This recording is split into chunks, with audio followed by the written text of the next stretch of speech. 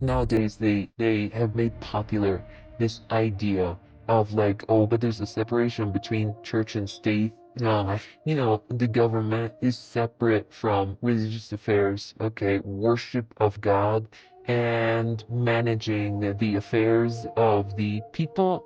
These are two different things. And that was a big deception by the devil. We believe they sought to separate the two of them when it doesn't even make sense because the two of them are inherently tied to one another like this.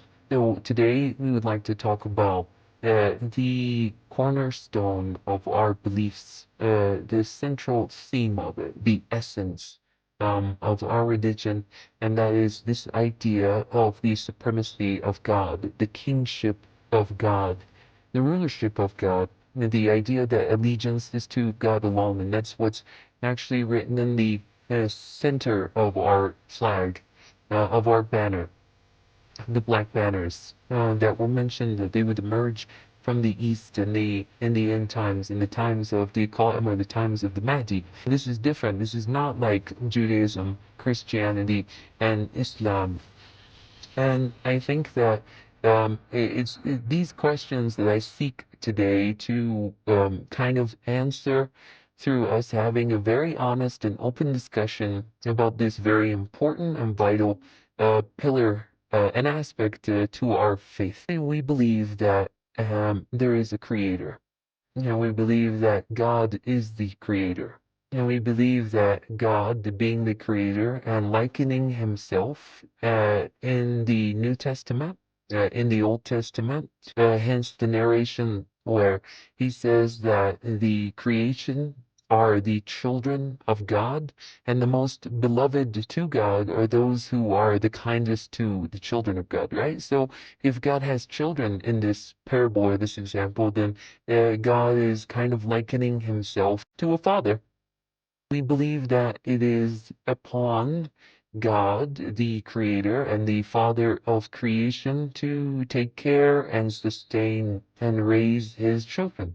I think that that's a very basic notion and fact aspect that we, meaning all peoples that believe in a God and recognize that there is a creator to the universe and to creation, we all agree that it is God's responsibility to sustain creation, and that without Him, we would not be able to be sustained, right? Yeah, and taken care of.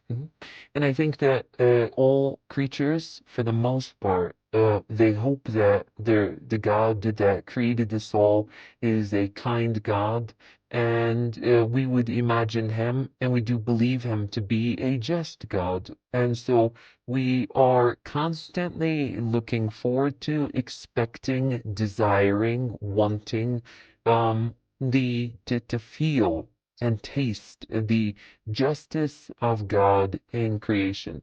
Everybody wants a righteous father. Everybody wants a righteous experience on earth.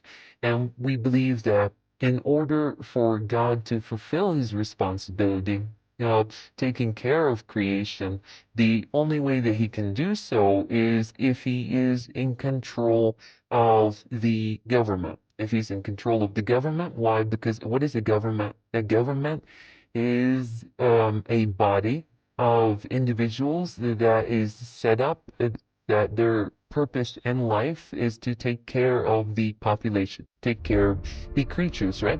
Yeah.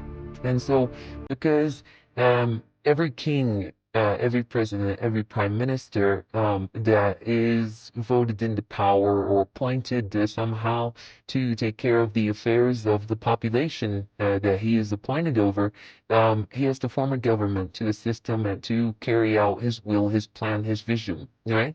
So we believe that likewise, in order for God to take care of his people and his creatures, his population, he has to set up a government. And the government has to be under his control. And not just to the government, but also the land, the resources that the human beings need to survive and to sustain themselves. This also has to be under the control of God. And who else better than God to control it, seeing how he is the one who created it, right?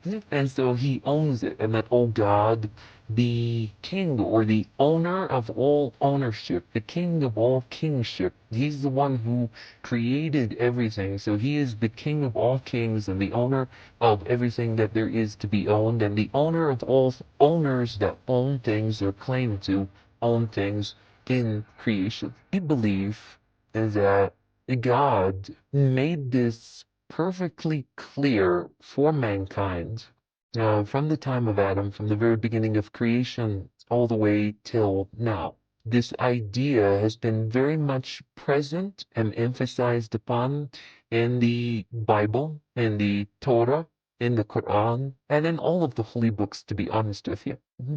And we believe that in the very beginning, God says, verily I am making a caliph in the land. And he appoints Adam and he causes the angels to prostrate to him. The people that don't prostrate to him uh, are who? It's Iblis and whoever follows Iblis, right? The children of Iblis. The result of it was that Iblis and his children were banished from the Garden of Eden. They were told that they have to leave it. Okay, so here's an interesting idea that is established at the very beginning of the creation of mankind, where there is this place. The place is owned by God. It's this beautiful garden where there's peace and prosperity. Supposed to be for all creatures and for all mankind. God says this garden belongs to me. He's walking in the garden because he owns the garden, right? And he says, I'm going to make somebody responsible over the garden. And so he creates Adam, and he says that he's going to blow from his spirit into Adam. And so his essence, God's essence, will be placed inside of Adam, and his representative, his messenger, his manager over the affairs of the garden, and everybody has to prostrate and obey and accept that authority. The one who doesn't accept that authority, he can't be in the garden anymore. He has to leave the garden. All right. So if you're not going to accept the government of God, then you have to leave the country of God or the property of God. This is the idea that we accept and we believe in. Absolutely. And we believe that Muslims should have recognized that. And we believe that Christians and Jews should have recognized that. And we believe that that is the essence of Judaism, Christianity, and Islam. That God establishes a government in his country led by or headed by Adam, and all those who don't accept that, they have to go outside. And if you cause chaos within and break the laws that God sets up, or attempt to attack or violate the government which God set up, then you have to be banished like Cain was when he slew Abel. Yeah. We believe that this idea was further emphasized later on in the Bible and in the Quran in the story of Noah.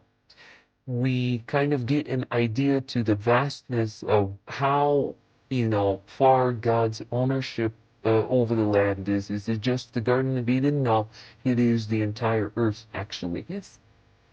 God is tired of the chaos that is ensuing on the planet at the hands of people and governments that were not appointed by him. And so what does he decide to do? He decides to send a flood to wipe off, all creatures, to eliminate everybody on the earth. God is the one who created it. He reserves the right to destroy it. He doesn't want that the earth operate except in a just and good, righteous way, under the leadership of the people that he appoints. And that's why he's the one who chooses Noah, tells him to build an ark, commands the believers to board the ark alongside with Noah, and then he clears the entire planet in order that he may give the entire earth to Noah and the believers and the descendants. So here we have this idea that God is owning the earth and he's handing over the earth to whoever it is that he wants. And in this case, he's handing over the earth to his representative, his vicegerm, Noah. Oddly enough, the same thing happens in the story of Abraham later. You have God choosing Abraham out of all peoples. He's rejecting kings that self-appointed themselves, like Nimrod, right? And he says, I don't care about Nimrod's power. I don't care about his kingdom. And Nimrod was a king that ruled like a very large portion of the earth at the time. And he had great power. God rejected that. God chose his own leader to represent him and to be the head of state. And he grants him a promise that he's going to give him a land from the Nile to the Euphrates, a land that's called the Promised Land in the Bible. And he says that this is for you and the believers. This is your kingdom because this whole earth is my earth. I already promised that I wasn't going to destroy all the non-believers on it again by means of a flood and wiping it out.